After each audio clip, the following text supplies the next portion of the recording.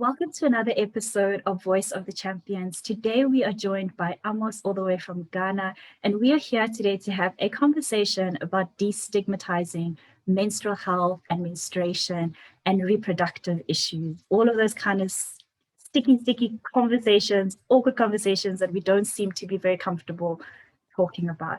Amos, thank you so much for joining us today. I really do appreciate your time. I hope that you are well today. And I'm going to jump straight into my first question to you, if you don't mind, and ask you, who is Amos and why is he so passionate about menstrual health and women-based issues? Thank you very much for the opportunity and greetings from Ghana.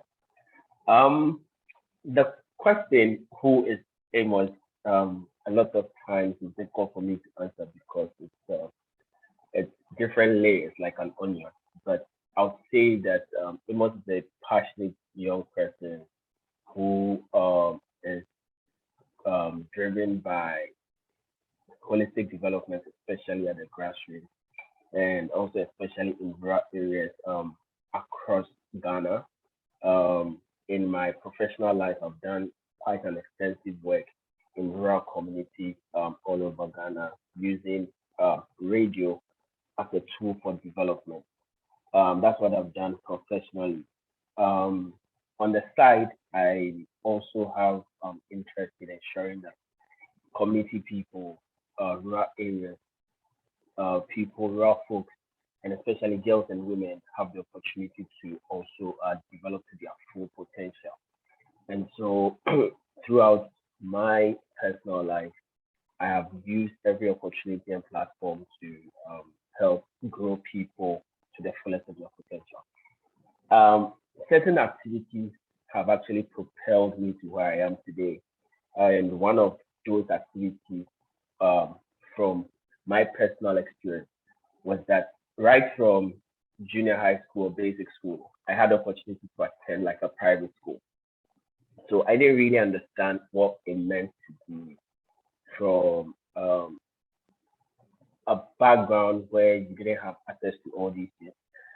And I'm not saying I come from a rich family, no, I come from an average Ghanaian family. But my dad made sure, and his priority was to make sure his kids had the best of education. And so if it meant sacrificing the most of his income to get us to have the best education, he did. So I went to a private school for junior high school, and I went to a very good school, which is what we call in Ghana like the traditional senior high school. These are like very good government schools, but then they have great alumni. And so I had the opportunity to go to that as well. Then I ended up in a private university, which is something that is frowned upon, like in Ghana back then, because it was assumed that those of us who went to private universities were not academically good, and so we have to pay our way to get like university education. But I think for me, that was the best experience, like going to a private university. We had smaller numbers in class. We had very good relationship with our tutors, and then we could walk to them and ask questions when we needed to. Fortunately for me, that was a turnaround point because of the course I studied in school. I studied environment and development. And so studying that course, I realized that there was a lot I could do besides the academic work. And so I started an initiative with my friends called the Basic School Development Project. The aim of the project was to give back to rural areas and give children in rural areas in junior high schools some kind of hope and people they could look up to. So we started that project, and my friends and I volunteered we volunteered every August, which was like 1 month of our summer vacation, to stay in these rural areas and then teach the kids, take them through academic work, help them with their tests and then study. Then we realized that some kids were good, but they didn't really want to be in class all the time. And so we had to build upon the academic and add extracurricular activities like creative art stuff and also skill development and then general training for young people. Through that, I began to realize that there were some people within the class, especially young girls who could not come to school regularly. Yeah. One of such piqued my interest. So I actually followed her home one day, only to find out that she was not actually living with her parents, but she was cohabitating with a man.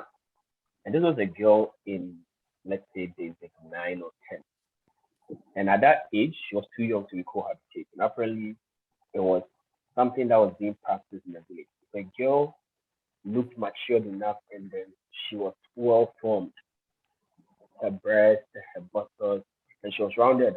Yeah. Her family would ask her to try and find her own way to survive. And so this young lady was living with a man and coming to school. So she was actually a wife at that age. And so I began a conversation with her, and I realized that she couldn't afford basic stuff like to eat like regularly, get like a 3 square meal a day. She couldn't afford to buy sanitary materials and all that. And that led her to do that. Mm. So I came back after that particular experience, and then I shared it with my friends, and we're like, we could do something, especially in that area to help, but we needed to do something that was very relevant. And so what we decided to do was to start something with sexual reproductive health and rights, and trickle down to the issues around menstruation. And so that is what began my journey and my interest. I had been part of an organization called Curious Minds that was doing stuff with children, but it was just for me was talking about children's rights. But then my interest in sexual reproductive health, menstruation must have started with that one particular girl. And this is something that I carry along every now and then. And of course, I have a sister. I've got a lot of female cousins, but never did we really talk about issues around menstruation or sexual reproductive health stuff. Conversations around sex was never on the table around my house. We never spoke about it. So most of the stuff that my siblings and I would probably know would be from friends or from movies or things we read on the internet. Exactly. Yeah. I And so you No, go ahead. so I just wanna, yeah, no, I just wanna stop you there because you've mentioned so much already, and there was a point that you made that I wanted to touch on because I think it's such a relevant point, right? Right at the beginning of your story on who Amos was, you mentioned, that your dad actually spent most of his income to put you through a private school, private institution. And so, even though you're coming from an underprivileged background, because of the school you go to, you're all of a sudden seen as a privileged Yeah. person, right? Now, how does that make it even more difficult, if at all, to have these kind of conversations and to work in the kind of spaces that you're working in? Because you are working in underprivileged spaces, you're working in rural areas. And do you find that there's a disconnect? And I'll tell you why I ask that, right? Because I also work in communities in my own country, in South Africa, that are considered underprivileged. And one of the battles that I find is I need to take a lot of time to connect because at first face value, they don't think that I'll be able to relate to the kind of issues that they have, um, simply because of the way I talk, my accent, and the schools I went to, right? Which is just a piece of who you are, not necessarily all of who you are. So for you then to step up into the space and say, I know I come from a privileged school, but I want to have these conversations and I want to make this impact in rural places. How were you received coming from a so-called privileged background? So yeah, sometimes I think in the earliest part of starting out to be interested in community development, I experienced that challenge. But fortunately for me, I had the opportunity to volunteer with different organizations whilst I was in uni. And I met one person I'm very like I actually would mention his name every day. His name is Kofi Lawe. He one way or the other became like a direct mentor to me too. The organization I used to work for, I just resigned my job recently. Actually volunteered for them for a long time, and he took me through a lot of community participation tools and approaches that one could use to like break the ice and make people feel comfortable. And so one of the things that I began to take into consideration was language, the use of Yes. whichever language. So in communities where I find myself, yeah, I speak English fluently. I speak a couple of Ghanaian local languages. But then what I did was to actually come down to the level of the people. when I entered Yeah. community, I didn't have to. And I told my people or my friends or the volunteers who came with me that most of the time, try as much as possible not to speak the English language. Speak a local language that comes across to everybody so that they see you as being part of it. Also, we put in a structure to ensure that we lived in these communities. And so instead of say paying for like a guest house and undertaking the activities of living, moving from the guest house to the location of the project, we sometimes camped in these classrooms or we lived amongst the students in their family homes. So we actually we have chieftains in most of these communities, and so we spoke to them. We encouraged them to understand what we're coming to do, and in exchange, they actually accommodated us in their home. So we ate from the same household, and so we were seen more as equal and not people who were Yeah, an yes. acceptance, right? Yes, an acceptance into the So, community. and one of the things that we also did was because we were literally we're like feeding ourselves. So there were certain foodstuffs that we knew we couldn't get from the communities we brought, but then we also contributed to the community's economic like development. So we bought foodstuffs from them, and in that sense, people began to welcome us. Yes, I wouldn't say it started off as a smooth process. No, we had to actually earn their trust. In doing Yeah, so, of we didn't course. just do schoolwork with the kids, we also did community engagement and activities with the parents.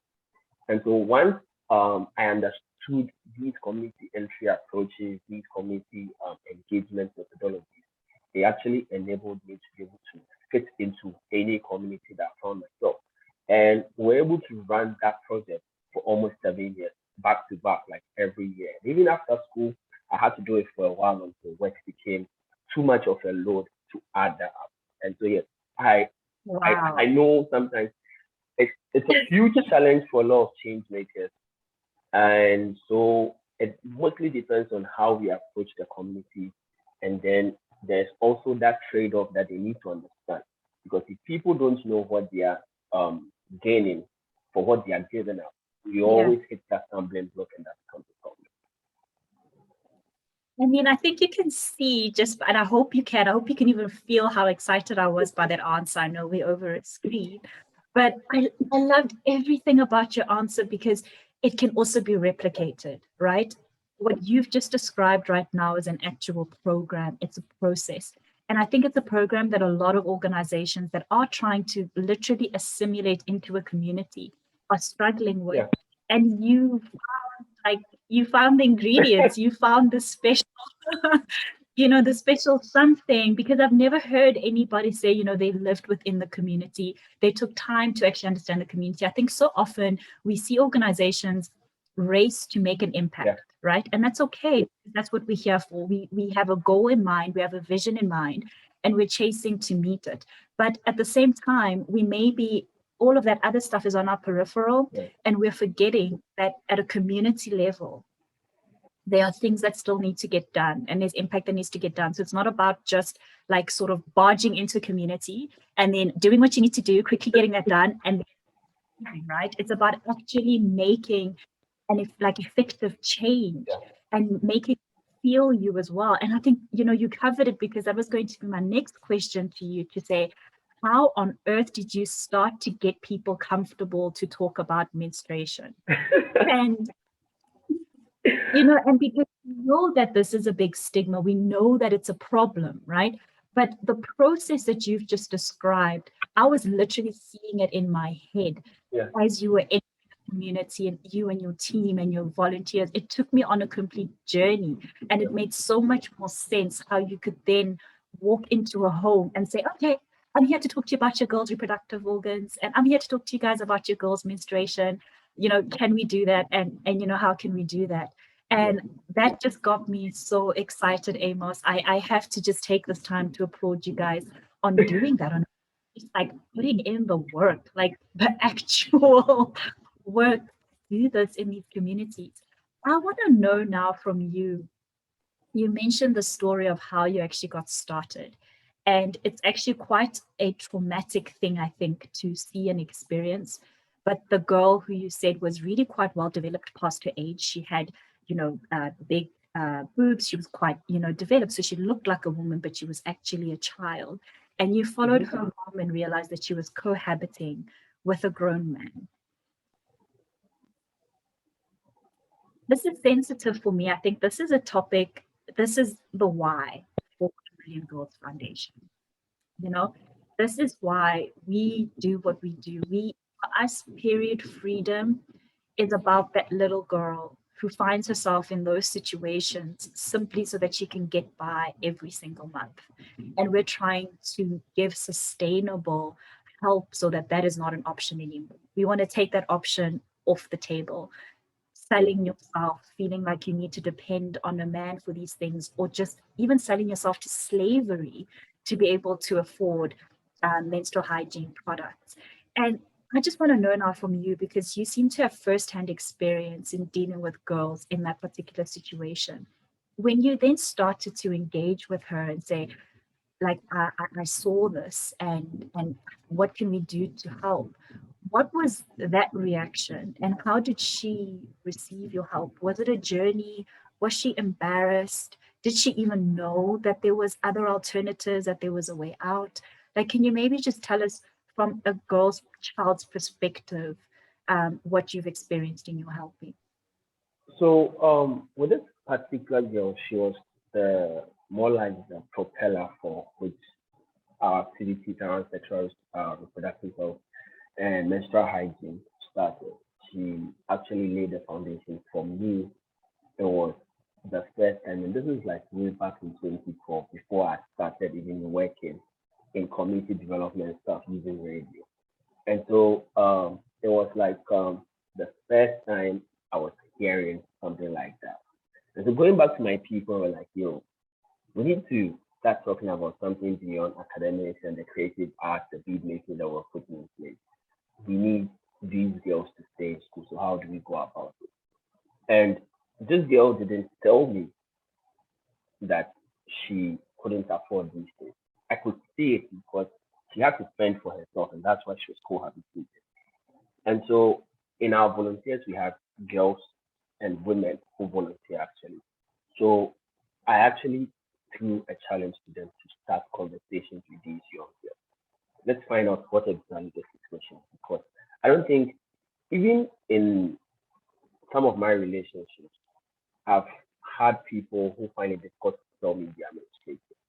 And so even amongst older people, conversations around menstruation is very uncomfortable. And to have a young girl who actually sees me as a teacher Yes. to open up to me, it will take a lot of trust. And so I believe that a woman would be the best person. And so the women volunteers in our group actually took time to actually use about 5 to 10 minutes every day of their lesson to start getting girls to talk. And what I did was to actually play more like a supervisory and listening role to um, walk into some of these classes and just observe some of these young people and how they took whatever information that they were getting. So at the end of the project that particular year, I asked for feedback from these women volunteers, and they actually laid the foundation for the work that I began. So it was a lot of people's involvement. It was a lot of people getting young people to feel comfortable to talk about it, and also getting not just young girls, but then the boys in the class to also understand the conversations like around sexual reproductive health, menstruation in particular, was not something that boys needed to be excused for. And that has actually led to a series of activities that we've carried out. So when we talk about like the particular project that we've been running from 2018, 2019 till now, we actually have a particular session where we call the Boys Talk Menstruation 2, which is to encourage young people, especially boys, to understand that they can actually go into like a grocery shop or a small supermarket in their community and buy like a sanitary pad for their sisters or their girlfriends if they have. And then it shouldn't be a problem. And then they shouldn't actually laugh at girls who, because do not know their cycle, would probably stain themselves during that class or anything. Because when you look at the system, and I know all over Africa, all over the world. Girls actually in some communities that work, they stay away from school. Yeah, And so if school term is made up of 3 months, a girl is likely to miss school between 14 to 21 days in the term. That's a lot of days that's too many because days. It's not just a lot of yes, days, it's too many days that they're not able to even catch up on the work in yes, most communities, right? yes. And this is also as a result of the fact that they actually do not have access to one, the product, the best of the product to use, and then two, they feel shy and stigmatized by it. So they would as well just stay at home and not actually go to school so that they could finish with their period and then come back to school. And mind you, the system is such that it's not waiting for anyone. And so Yeah. these girls end up being disadvantaged. And in order to actually catch up, then unscrupulous men and boys start taking care of, like start taking advantage of it. So for us, getting, for me, the journey was to get people who actually experience it. I always tell people, yes, I'm an advocate for menstruation, menstrual hygiene, like all that, but I can never tell the story of a Yeah. woman and what she goes through. And I don't want to be the one telling people's stories. I like people to tell their stories in their own voice. And for me, that's the best I can do as an activist who believes that we need to ensure that we are ending period poverty, we're ensuring that there's freedom for young girls, and actually enabling access to menstrual hygiene products. If it's no matter which of them Yeah. is available. So that is what I can do as an activist to ensure that these conversations are had. And honestly, like you're doing a lot, right? Because for me, what I'm hearing is that you went from a reactive, excuse me. So you went from a reactive stance, right, to seeing something in this girl and, to something's not right here, but I need to understand what's happening, to Yeah, then being extremely proactive. And I think that takes a lot of courage to do, because then you then started to galvanize and you initiated people around you and you said, okay, guys, this is an issue that I've picked up. This is what I'm seeing in the girls in our community. And these are the things that I think we need to do to change that. I mean, I yeah, think it's incredible that back, we talk about the era that we're in like it's so modern, but even back then in 2018, I couldn't talk about my period, right? And I lived in a more kind of privileged environment at that time. So it wasn't even like a rural area. But for you guys to say, we need to do this 5 to 10 minutes every single day in the classroom, we're going to talk about these issues. And that's how we're going to start the day. And we're going to get everybody comfortable to talk about this. It's no longer a yucky thing to talk about. It's no longer yeah, an uncomfortable thing to talk about, because we all know that there is healing that comes from talking, no matter what kind of experiences you've been through, but we know that talking always helps. And I yeah, think it's amazing that you've managed to do that, that the 10 years of work that you've been doing has literally been to establish the conversation and say we yeah, need to, whether you're a girl child or a boy child, whether you're a woman or a man, but it is imperative that we start to have these conversations without shame and without judgment, so that the yeah, girls in the community cannot feel alone, right? yeah. So they know Yeah. that they can speak to their uncle and brother and father. To be honest, I don't think I can have that conversation with my dad even today. Like, just thinking about it makes me a little bit nervous. But I am glad that that is conversations that I can freely have with my husband, because he is my person, he's my other half, and he does need to know what's going on with my body. And he's never Yeah, ever acted like me being on my period is something to be ashamed of, which is what I appreciate as well about you and your team and the work you're doing, is you've literally taken the shame of menstruation like off the table. You said there's nothing to be ashamed of. This is a biological experience. It's going to happen to you. You will go through it regardless. And I like something you said. So we've had conversations before, and you said something in that conversation, and I want you to repeat it today, because it just through my mind, and I want to let you say it. I don't want to take your thunder. I mean, it's your call. well, I think one It's, of the that yeah, go ahead. Sorry. I think it's important that people understand menstruation from your point of view, and why it is so important that even men join in on this conversation. And I'll help you out a bit in case you're confused about what quote it was. But you You said that menstruation is. Yeah. So I said menstruation is the beginning of life, and for us, We need a moment of silence. I feel like we just need a moment. we need that to land. Menstruation is the beginning of life. yeah, Unpack. Continue. yeah. We believe in that because for us, we think that people assume sex is meant for procreation, right? But for us, it's like for someone to be actively named as being fertile, be able to continue life, that person needs to uh, be able to menstruate. And then once you're menstruating, then it is something that begins a whole process. Because after menstruation, then you are now in the circles of being like sexually active or be able to have sex, and then you can have children, and then it goes on from there. One of the things that people have not understood, and it's both cultural and I don't and religious, it has to do with the fact that we assume that menstruation uh, is is an abomination or it's a dirty thing.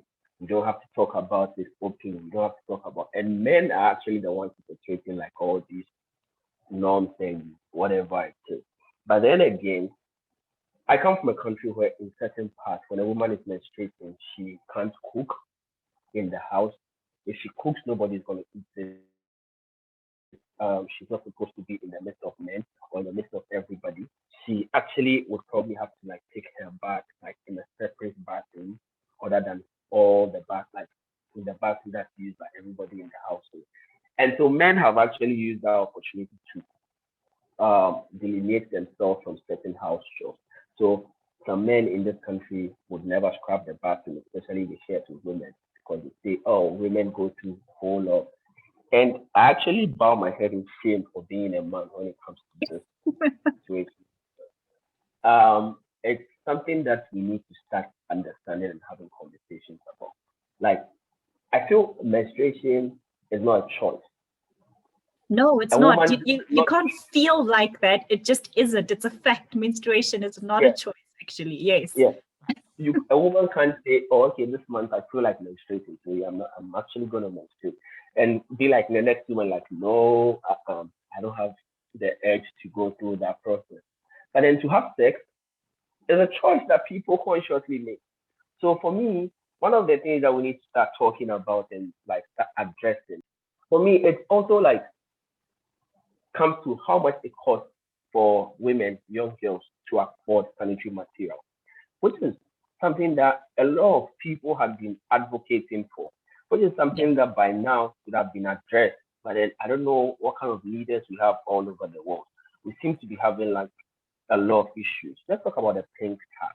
Let's talk about in Ghana, for instance, a while back there were taxes on condoms, and then people were outraged about it, and taxes on condoms were removed. But then there's still like a there's a very high tax percentage on sanitary materials like pads. And then we're claiming that the sanitary pad is a luxury material. Like for me, what is luxurious about sanitary pad? You see, and these are things that in all the advocacy we do, we try to put across.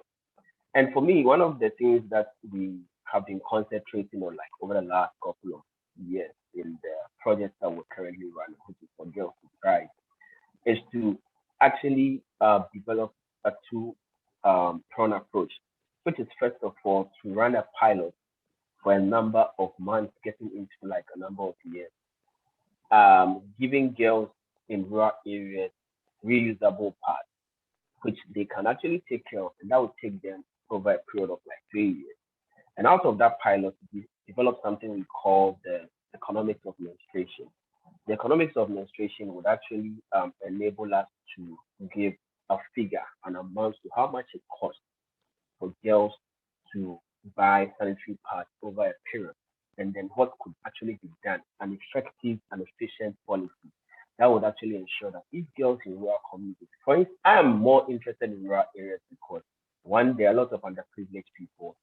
Two, there are a lot of unscrupulous men, be it teachers, community leaders, whoever taking advantage of these girls, impregnating them and leaving them. Of course, we don't have any Yeah. laws that protect girls that get pregnant. A girl gets pregnant, she's shamed, she's harassed, she quits school. The guy or the man who impregnates her goes about his business and yeah, it's end of story. Mm. So I believe that the economics of menstruation will enable us understand that if we're providing sanitary materials for girls, this is a ripple effect, and this is how governments or institutions tend to benefit because it means that girls won't miss school. It would ensure the journey not just for equality, but will also ensure Yeah. equity. Girls can now come to school and feel free that they won't be mocked. And I believe that there should also be that direction where boys, right from the onset, are involved. Menstruation should be a dining table conversation, Yeah. just like people can consciously have conversations around sex. When you visit the beer bars or the beer parlors or guys go out, they are comfortable talking about their sexual encounters. Why wouldn't they talk about the fact that they could actually walk into the grocery shop and buy like a sanitary material for their girlfriends or their wives? And this Well, is actually, if you mention it like that, Amos, I think if we start to share your narrative and your belief that menstruation is the beginning of life, and we start to actually position it that way, then perhaps we can change that narrative too, right? Perhaps we can change how even men view menstruation, because for me that statement takes all the shame away from yeah, menstruation. It takes all the stigma away, it takes the taboo away, and it turns it into something beautiful and something sacred. I know you mentioned that, in your country, it's seen as it's so stigmatized that a woman can't even cook, can't take care of a family. And in my head, I was sitting there thinking, perhaps the women need to just take their power back there and say, oh, this is nice. So for the next 5 days, I get to rest. I am not taking this anymore as a rejection, but I'm actually going to take it and empower myself and say, okay, so you don't want to eat my food for the next 5 days. Okay, that means mama gets a break. you know and I know that it is not as simple as that at all. This is years and years and generations worth of programming and like interaction, so I know it's going to take a lot more than that.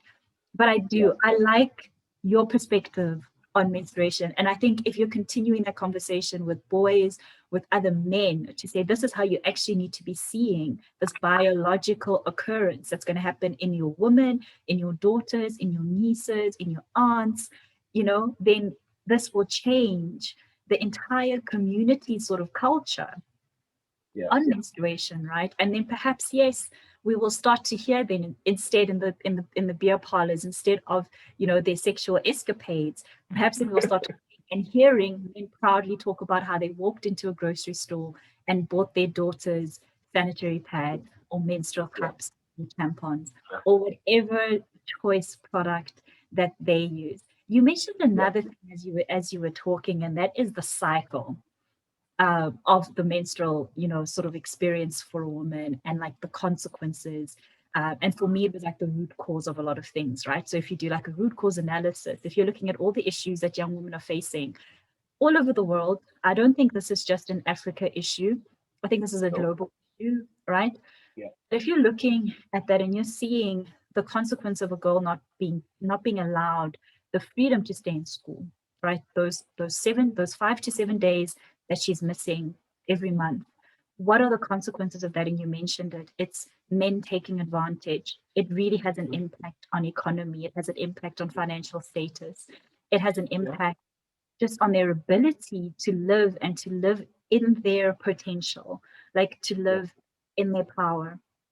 But I liked what you said about how, you know, pink tax, like this shouldn't be seen as a luxury. yeah, Menstruation should not be seen as like luxury products at all. So I think yeah, for me now, my question to you is, and I'm asking you this because I can hear that you've thought about it. Like I can hear that this is something that, you've been thinking about. But what does that mean at a policy level? Can you affect change within this girl's story? And I like it. I want to put a face and I want us to keep talking about that 10-year-old that pivoted you onto this journey. Can you effect change in that girl's life, sustainable change, and in her daughter's life, and her daughter's life, and her daughter's life? That is sustainable, right? Not month to month, not year to year, but that is sustainable and that makes a life changing sort of impact without making changes to policy? Yeah, I'm actually a staunch believer of people taking initiatives and not being overly reliant on government. And that is why I actually enjoy working in a lot of rural communities and rural areas. So, like I said, most of the time, and through my professional career, I have learned something that when you put in place right from the onset, people begin to take ownership. And that's a lot of things that we haven't really taken advantage of. A lot of us are activists because we go in there with the assumption we know people's problem and so boom, this is my solution, take it and swallow it.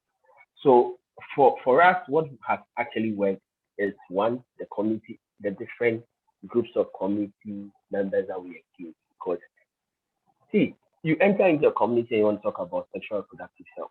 The first thing a lot of the community members will do is to kick against it because they think you're about to teach their children how to have sex. So instead of meeting the community at a large, you devise a way to divide and conquer by talking to people who are going to be problematic, people who are likely to be allies, and people who are going to be your allies and help you propel. And that is one of the things that helped my organization and then the different initiatives that I undertake. So, do I believe that individuals can actually effect this change and sustainable? Yes.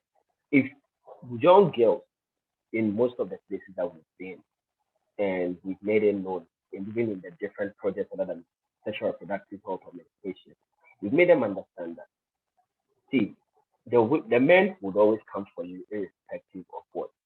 But the only way they can stay is if they understand how much value you yourself have placed on yourself, and if you understand that value. So I'll cite an example of a community engagement that we undertook a while back.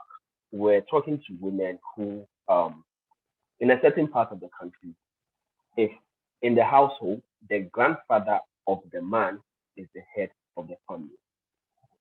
So let's say in my house, let me put myself in that situation so it becomes very clear. Let's say in my household, if my father is alive and my grandfather is alive, even if my father wants to get something done, he needs my grandfather's permission to get it done. Okay. That is how like patriarchal the system is, right? And Okay. it's so terrible that when my wife should get pregnant and has to go to the hospital, it is my grandfather who needs to approve for her to be sent to the hospital. Oh, wow. Yeah. And so my father can't approve. So if my child should fall sick, if my grandfather doesn't agree that he or my child should be taken to the hospital, then my child might probably lose their life. In certain parts of Ghana, that is how entrenched that system is. And so we found out that women, when they were pregnant, could not eat certain things. Like they couldn't eat eggs because there was this superstitious belief that the child would grow up to become a thief and a whole lot of stuff. And so we had to find a way to get the women to understand. So we drew three concentric circles on the ground. And this is an engagement tool. And we allowed the women to tell their story. And then we asked, if you are pregnant and you actually, how do you call that process when you're about to give birth, the pain you go through and all that? Like when you are, When you're in labor. yeah, when you are nearing labor, Okay. who actually feels the stress and the problem? And which part of the circle were they? So we put a big stone, and that stone was supposed to be the problem. And we drew three circles around it.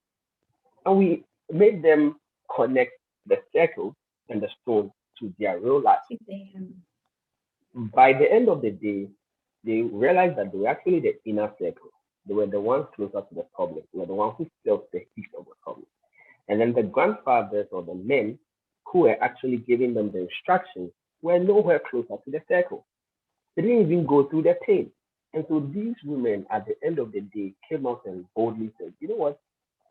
For so long, we've been actually enabling people to decide for us when we are the ones who actually go through the stress and the problem.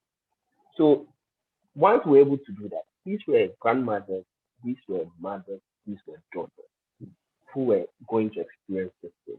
And so once they understood that and they came out with the numbers, we were able to address the men in an open forum to say, well, you know what? Whenever we get pregnant, we want to be given the opportunity to decide how we go about the things that we go up, like how we go about things. And it was agreed. So it takes a lot of time, but once we are determined, we get to see progress. And as I speak, there are some communities that have actually adopted this methodology. And they've spoken to men and chiefs, and chieftains have even enacted bylaws stating that, okay, you might not want to have your wife go to a hospital, but then we have skilled traditional birth attendants who can actually help the health officials to ensure safety. And this is progress. We didn't need a policy, we didn't need to go through any government person. But these are basic things that can be achieved, and this is something that is sustainable. So, like I said, I'm somebody who has a firm belief in community development, using community engagement and conversation, and also making problems as real as possible using basic tools. And once you're able to do that, conversations like menstruation and sharing menstrual freedom is something that can be passed on from one generation to another in an effective and sustainable way. Amos, you're making me smile huge. Honestly, I mean, when you started that story, I was so worried. I was like, oh my gosh, where is this going? I mean, grandfathers making decisions on female bodies. And I was like, I hope this has a good ending. I know Amos is not going to tell me a story that's going to make me cry. So yeah, And you have made me smile huge. And I appreciate that answer so much. I appreciate that perspective so much because that is I'm not trying to use like a cliche comment, but that is such a trend setting ideology to have. That is such a go getter type of mentality to have to say, we don't have to wait for government to institute any kind of policy change for us to be change makers in our own communities. That's what I've learned from your yeah, answer, and that's what I'm taking away from that. I absolutely. I mean, it made me. You could see as you were talking, like where my smile was the whole time you're talking, and I appreciate just your hands on. I am doing it. It's like you told yourself 10 years ago, this is what I'm going to do. And you are yeah, doing it. And like you said, you're going down to community level and understanding what is the requirement at community level and solutioning for that, right? yeah, It's not just about your vision for your organization. It's not about, your ideas alone, but it's actually about effecting change in yeah, real people. yeah, I love that so much. We've already spoken a bit about what are the consequences of girls missing school because of their cycle. So I won't necessarily go into that per se now, but I do want to know from you is how do you believe that gifting girls with period freedom will impact girls and women both personally and socially? And I've mentioned before when I said period freedom, I mean regardless of whether it's through pads, you've mentioned reusable pads as well, tampons or menstrual cups, but to also include education, to also include safe platforms for engagement and participating. Like how important is that? How important is period freedom? We hear so many people talk about it, and we know this term already, period poverty, and we know exactly what that means, but we need to combat it. And I think we can do that by gifting girls with period freedom. And just the impact of that, what have you seen in your communities, or what is the bigger vision and the goal and the aim for that?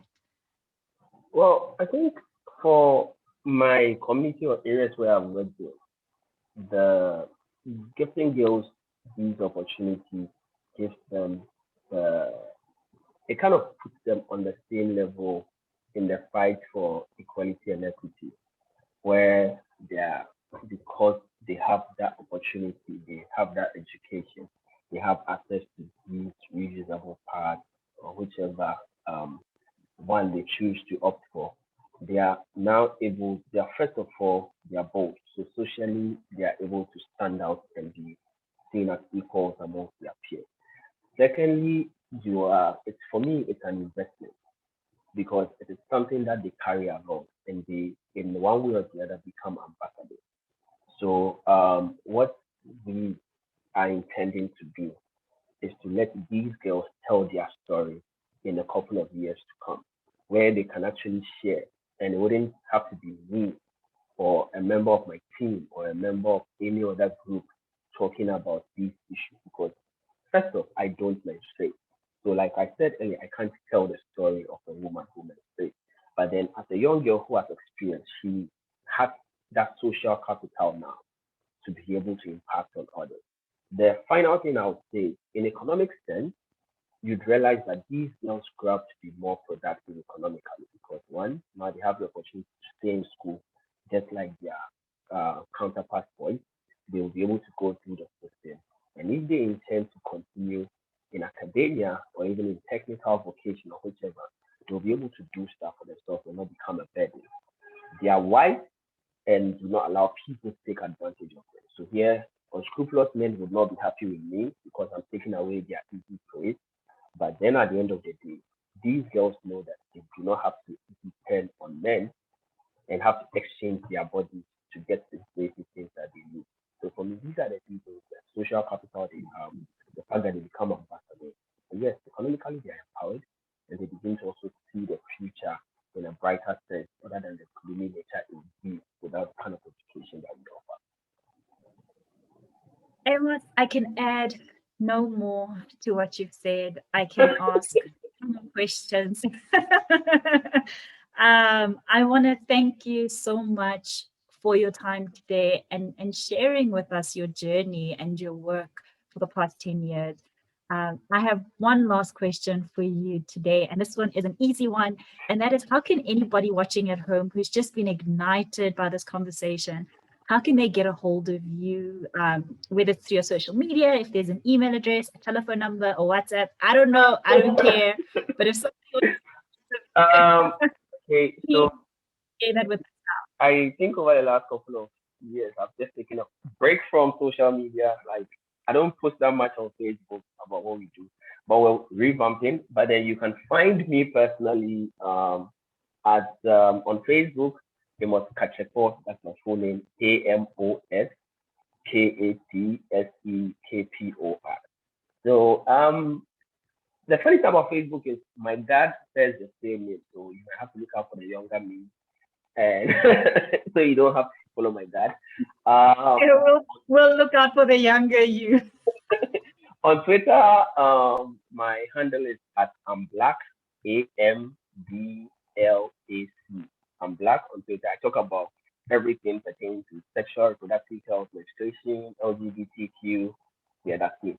And That's on great. Well, we will. Oh, is there more? There's more. My on apologies. Continue. Instagram there isn't so much. I just like pictures there, follow advocates here and there. But yeah, so on Twitter, like I'm very active. You can follow me on Twitter and then we get talking. My number. Okay, so my number is two. Are you? Do you want to give your number out? Are you sure? I'm just Yeah, asking. I'm okay. Just Are you okay? me a All right. Good. message. Just let me know. Go straight to the point. Don't just send me a hi and not say anything. So my number is 233 45 114 5843. So I can mention that again. Well, 233 yes, you can. 45 114 5843. So that's my number. You can WhatsApp me, yeah, and then send me a message either on Facebook, on Twitter, or on WhatsApp. I'm available. Thank you so much, Amos, for your time. We will also include all of your social media handles as well as the contact details that you provided in the link to this video recording so that you guys can get a hold of Amos. If you've been ignited by his work, by this conversation, and you want to get involved in the type of work that he's doing, if you're close by, if you're in Ghana, or if you're in Canada, it really doesn't matter because we live in a global world now and you can help in so many different ways. Amos, thank you so much for your time.